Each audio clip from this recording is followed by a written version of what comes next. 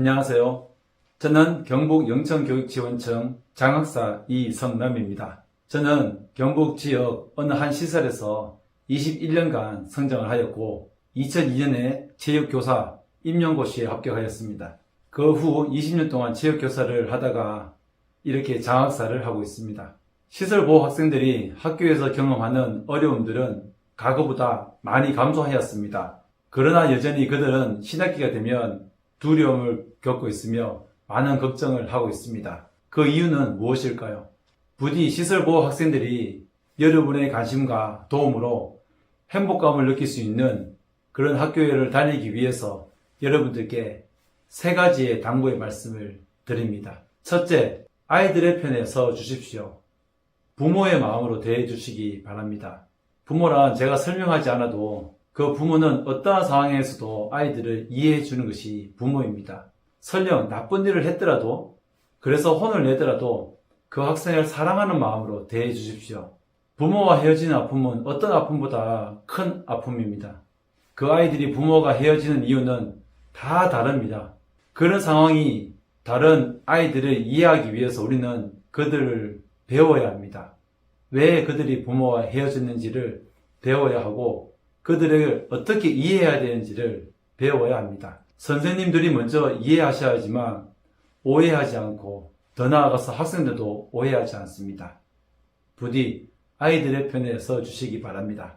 둘째, 보호 학생들이 희망을 가지도록 도와주십시오. 저는 3학년 때 저를 포기하지 않고 저를 도와주셨던 담임선생님을 기억합니다. 제가 국어단을 잘 외우지 못했기 때문에 그 선생님께서는 다른 학생들을 통해서 저에게 봉사할 수 있는, 그래서 다른 친구들의 도움을 통해서 저는 6학년 때 수학 경시 대회에 나가기도 했습니다. 4학년 때 담임 선생님들께서는 그 선생님의 집에 친구들과 저를 함께 초대해 주셔서 함께 잘 지낼 수 있도록, 학교에 잘 적응할 수 있도록 자신의 집에 초대해 주셨습니다. 6학년 때 담임 선생님께서는 저에게 부실장을 맡겨주셔서 제가 학교 생활을 잘하고 아이들에게 봉사하고 또 자신감을 가질 수 있는 그런 기회를 주셨습니다. 보호 학생들이 희망을 가질 수 있도록 도와주십시오. 셋째, 시혜적 관점이 아니라 보호 학생들이 평등하게 살아갈 수 있도록 길을 열어주십시오. 아이들이 차별받지 않도록 도와주십시오. 그 아이들이 차별받는 것이 아니라 그 아이들을 위해서 도와주는 것이 당연한 권리라는 것을 기억할 수 있도록 해주시고, 다른 친구들이 또한 부모님들이 그들을 싫어하고 혐오할 때 함께 싸워주십시오. 보호학생뿐 아니라 다문화, 장애인, 탈북민, 한부모 학생, 많은 학생들, 사회적 약자들이 함께 더불어 살아가는 것이 얼마나 당연한 것인지를 교육해 주시기 바랍니다. 다음은 시설보호 학생들의 행복한 학교 생활을 위해서 상황별로 선생님들께서 어떻게 지도하는 것이 바람직한 것인지를 대한 내용입니다. 중학교는 초등학교와 많이 다를까? 담임 선생님은 어떤 분이실까? 선생님께 내가 시설에서 살고 있다는 것을 말씀드리면 어떤 반응이실까? 새 친구들에게 내가 시설에서 살고 있다는 것을 말해야 할까? 만일 친구들이 알게 되면 친구들이 나를 무시하거나 싫어하지는 않을까? 나에 대해 알고 있으면서도 나를 좋아하는 친구와 같은 반이 되면 좋겠다. 담임 선생님과 친구들이 내가 시설에 사는 것을 알게 되어도 나를 좋아해주면 좋겠다. 시설보호 학생들은 신학기가 될 때 시설보호 공개에 대해 많은 생각을 하게 됩니다. 선생님들께서는 모든 학생들이 자신의 특성과 모습 그 자체로 존중받아야 한다는 것을 잘 알고 계실 것입니다.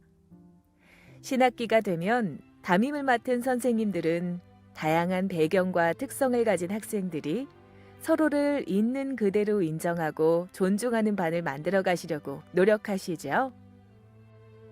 이때 선생님께서는 시설에서 성장하는 학생뿐만 아니라 자신의 특성과 배경에 대해 공개할 것인지 침묵할 것인지, 공개한다면 언제 누구에게 공개할 것인지를 고민하고 있는 학생들에게 자신의 ADHD 약물 복용과 같은 특성이나 가족의 배경에 대해서 언제 누구에게 공개할 것인지는 본인이 선택할 수 있다는 것을 알려주어야 합니다. 또한 대부분의 사람들은 자신에 관한 중요한 정보를 누구에게나 항상 공개하지는 않으므로 공개하지 않는다고 해서 거짓말하는 것은 아니라는 점도 알려줄 필요가 있습니다. 만일 친구의 중요한 정보를 알게 된 경우 그 친구에게 사실 여부를 확인하는 것, 다른 친구에게 전달하는 것, 약점 삼아서 언어적으로 공격하는 행위를 해서는 안 된다는 것도 함께 교육할 필요가 있습니다. 선생님은 나에 대해서 얼마나 알고 계실까? 우리 반에는 나에 대해 알고 있는 친구가 3명이 있는데 이 친구들이 모르는 친구들에게 말할까? 언제 말할까? 그 전에 내가 먼저 말할까? 아니면 새 친구에게 내가 말할 때까지 비밀을 지켜달라고 부탁해볼까? 선생님이 주신 자기소개서에 가족에 쓰게 되어 있는데 나는 부모님과 아주 어릴 때 헤어져서 지금은 연락이 안 되는데 어떻게 써야 할까? 모든 학생들이 개별적이고 다양하듯이 시설 보호 학생들도 개별적이고 다양한 특성을 가지고 있습니다. 흔히들 시설 보호 학생들은 부모님이 안 계시다고 말하는데 이 세상에 부모님이 안 계신 사람은 없듯이 시설 보호 학생들도 부모님이 계십니다.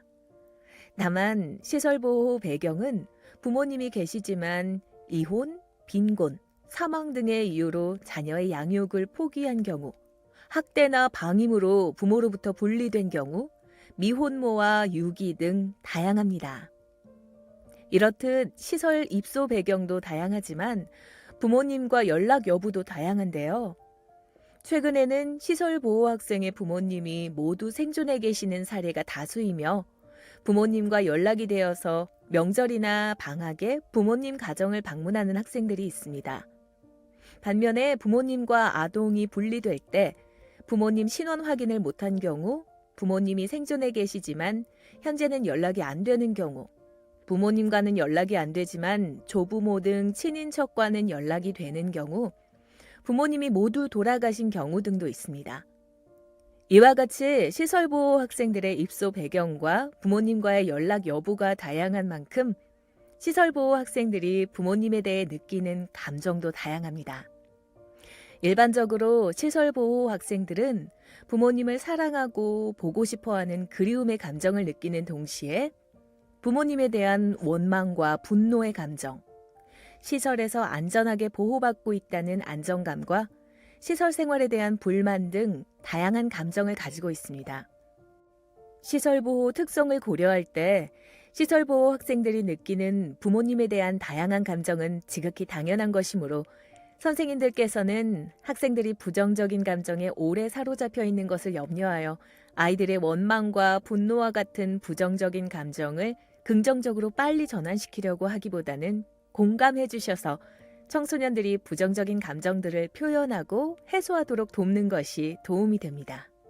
다만 다수의 시설보호 학생들은 시설에서 성장하는 것이 자기 잘못이고 부끄러운 것으로 인식하여 죄책감과 수치심을 느끼는데 시설에서 성장하는 것은 학생의 잘못 때문도 아니고 사회 규범이나 도덕적으로 문제가 되는 부끄러운 일도 아니므로 죄책감과 수치심을 가지지 않도록 지도할 필요가 있습니다. 선생님께서는 평상시 수업이나 교육 시 시설에서 보호받는 학생들의 부모님이 자녀의 존재를 포기한 것이 아니라 자녀의 양육을 포기한 분들이라고 언급하시는 것이 바람직합니다. 더불어 그분들이 자녀 양육을 포기할 수밖에 없었던 각자의 사정과 상황도 매우 개별적이고 다양하므로 여러 가지 사정이 있으셨을 것이다와 같이 중립적으로 표현하는 것이 필요합니다. 이와 같이 시설보호 학생들의 배경과 특성은 매우 다양하므로 시설보호 학생은 이러한 특성을 가진다. 과거에 우리 반에 있었던 시설보호 학생은 이러했다와 같이 선생님들께서 직간접적으로 경험한 것을 신학기에 만나는 시설보호 학생에게 적용하지 마시고 새롭게 개별적으로 접근할 필요가 있습니다. 이러한 개별적 접근을 위해서 선생님께서는 학기 초에 시설보호 학생과 친밀한 관계를 형성하여 학생이 자연스럽게 자신에 대해 말하고 1년 동안 담임 선생님께 필요시 도움을 요청할 수 있는 관계를 형성해 주실 것을 부탁드리며 다만 학생이 계속 침묵할 경우에는 관심을 가지고 기다려 주어야 합니다. 마지막으로 학기 초 자기소개서와 같은 민감한 정보가 있는 자료는 학생들이 선생님에게 직접 제출하도록 부탁드리며 특별히 시설 이름이 있는 주소가 공개되지 않도록 부탁드립니다. 가정에서 기초적인 생활 습관을 학습하게 된다. 그런데 나는 가정이 아닌 시설에서 살고 있는데 가정은 어떤 곳일까? 친구들은 모두 엄마, 아빠, 형제들과 같이 살고 있는 것 같은데 나만 다르게 살고 있구나. 시설보호 학생들은 지역사회 내 다양한 가족들과의 교류가 부족하다 보니 혈연관계와 두 부모가 모두 있는 가족만이 일반적이고 정상적이라고 생각할 수 있습니다.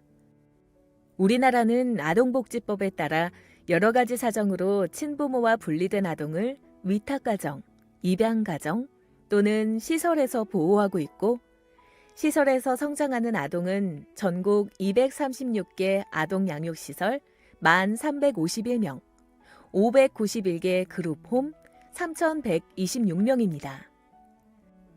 다문화 이해교육 또는 사회교육과 가족에 관한 단원 수업에서 한부모 가족, 재혼 가족, 다문화 가족, 위탁 가족, 입양 가족, 조부모 가족 등과 같은 다양한 유형의 가족에 대해 설명할 때 시설 보호와 그룹 홈도 함께 설명할 필요가 있습니다.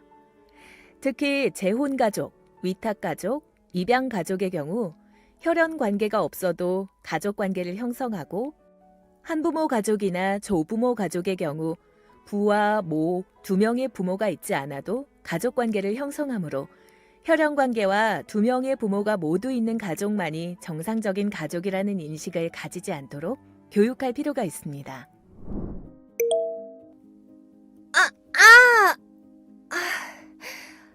야! 너 일부러 그런 거지? 시설에서 살면서 치료비 내줄 엄마도 없으면서 너 앞으로 조심해! 많이 아프지? 정말 미안해. 내가 일부러 그런 건 아니고 실수한 거야.